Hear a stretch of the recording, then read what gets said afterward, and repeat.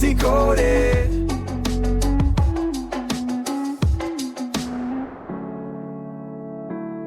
Welcome to Book Decoded. We're diving into a classic today, Dale Carnegie's The Art of Public Speaking. Oh, such a good one. And trust me, even if you just want to nail your next team meeting or have more engaging chats, at the dinner table, this book has some gold. Oh, for sure. We are here to distill the most powerful insights from this book. We'll give you actionable advice and thought-provoking ideas. Absolutely. No dusty textbook feel here, I promise. No way. Okay, so what's so interesting is right from the beginning, this book focuses on the power of the speaker's inner state. The foreword basically says, a book, or anyone trying to communicate, draws its strength from its attitude toward the subject. Totally. You could have the most brilliant insights, but if you're approaching it from the wrong angle, people just aren't going to get it.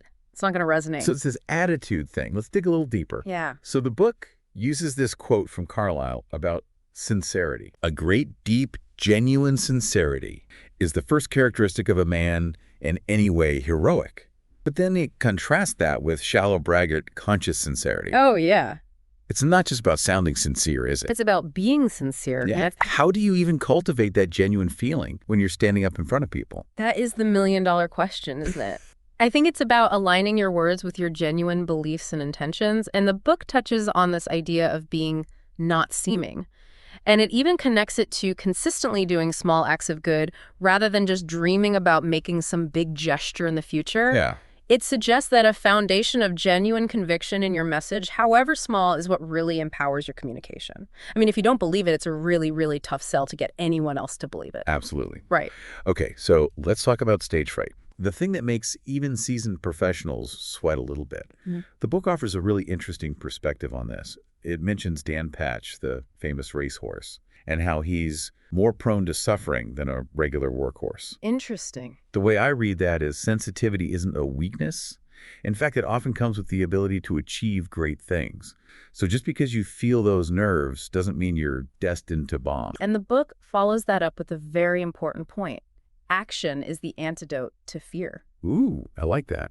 It says you must learn to speak by speaking, kind of like learning to swim. You can read all the books in the world about how to swim, but until you get in the water and practice, you're not really going to learn. Mm-hmm. And it's the same thing with public speaking. You can understand all these techniques, but until you get up and speak, you won't really develop the skill and the confidence. So true. So then there's this whole idea about expectation. The book talks about a positive and a negative force in public speaking, and that either you or your audience is going to possess that positive charge. And it really encourages you to take on that positive role. And here's what's interesting. It suggests that believing you can instruct, lead, or inspire your audience, even if it feels a little audacious, can actually galvanize that variability within you. Absolutely. It's like a self-fulfilling prophecy. Totally, yeah. It goes back to that inner confidence that we were talking about. Yeah. The book emphasizes being modestly confident within being far more valuable than outward overconfidence. It's not about putting on this big show of bravado. It's about this quiet underlying belief in the value of your message and your capability to share it effectively. Okay. I mean, the book makes it clear that a flashy exterior without that inner conviction is not a good look. Yeah. It's not going to last very long. Yeah. All right, let's talk about something that can instantly derail even the most well-prepared speech. Monotony. The book does not hold back. It says monotony will drive the bloom from the cheek and the luster from the eye as quickly as sin. And it even compares it to solitary confinement. That's a serious statement. Yeah. The book uses this image of moving a marble back and forth on a table for hours to really drive home the soul-crushing boredom of a monotonous delivery. And then it contrasts that with, the uniformity of a cityscape with the endless variety found in nature. It really urges speakers to get back to nature in their presentation style. Think about how your voice naturally fluctuates in a normal conversation. Right. That's the kind of natural variation we're talking about here. So what does getting back to nature actually look like? Yeah. The book links variety to pleasure, suggesting that to effectively teach or influence, you first need to engage and please your audience.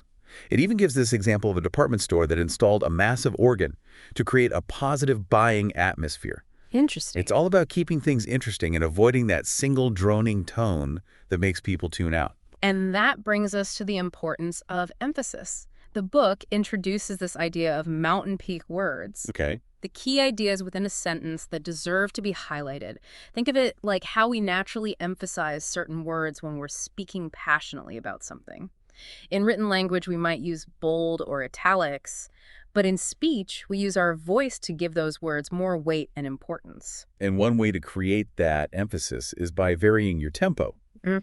The book uses an analogy to athletes like baseball pitchers or tennis players who vary their rhythm to keep their opponents off balance and to add impact to their delivery. Oh, yeah. In speaking, changing your pace keeps you from sounding robotic and helps underscore important points. It keeps the audience engaged because they don't know what's coming next. Totally. And then there's the often overlooked power of the pause. So the pause. Yes. The book quotes Carlyle again.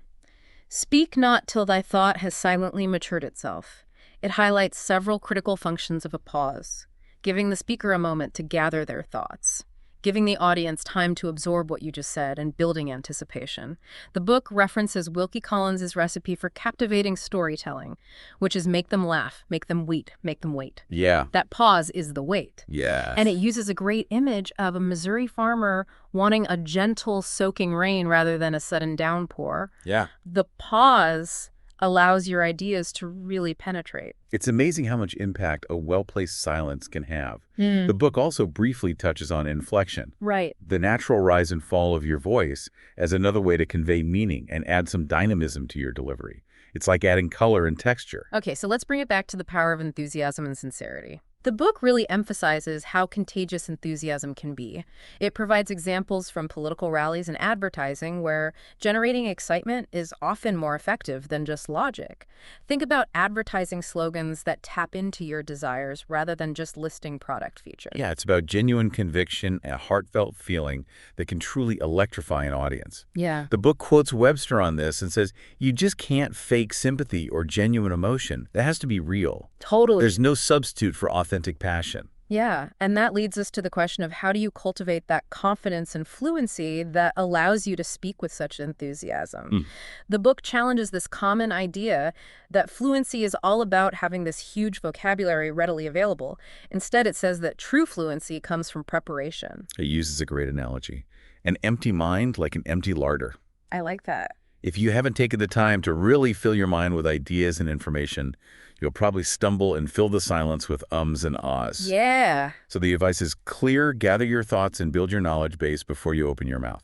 Absolutely. The book also briefly mentions consecutive thinking, Right. which is being able to link your ideas together logically and coherently. This preparation goes hand in hand with what the book calls a mental storehouse. It encourages wide reading and continuous learning to create a rich reserve of ideas and information that you can draw upon when speaking. It even quotes Longfellow and Holmes on the value of conversation and even thinking aloud as ways to sharpen your mental abilities. So here's a point in the book that I found particularly insightful. Okay. The power of imagination. It goes beyond just daydreams. It quotes Napoleon, who said the human race is governed by its imagination. Wow. The book argues that imagination isn't just for artists, it's crucial for all communication. Yeah. And the book makes a distinction between two types of imagination. Oh, interesting. Reproductive, which is our ability to recall past sensory experiences.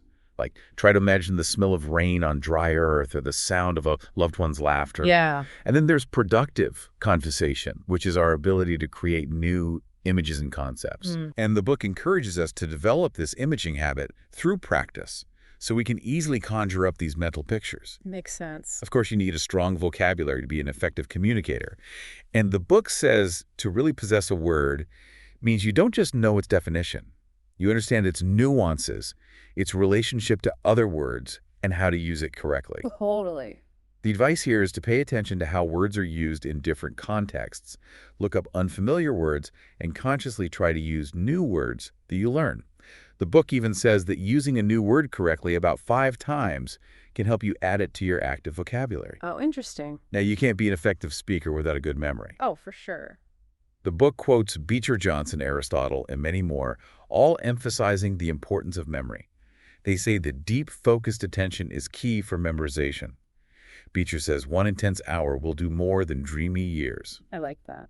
And the book suggests practical techniques, like reading aloud thoughtfully and writing things down. Engaging multiple senses helps make the memory stronger. It also advises understanding whether you learn best visually or auditorily.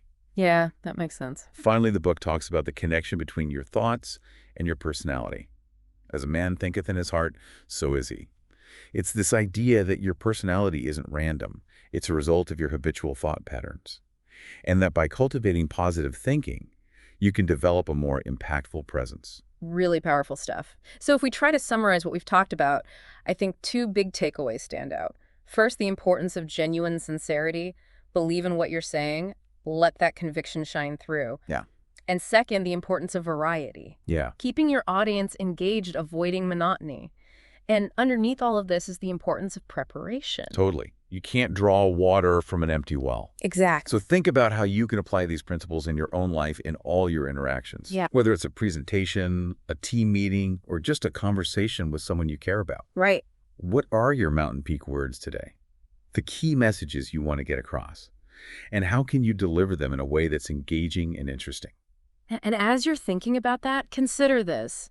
In a world that's full of information and noise, your authentic voice, fueled by sincere belief and expressed with engaging dynamism, is incredibly valuable. How will you use that power? Thank you for joining us for this episode of Book Decoded. We highly encourage you to check out Dale Carnegie's The Art of Public Speaking for yourself. It's full of timeless wisdom that's still relevant today. So good. See you next time.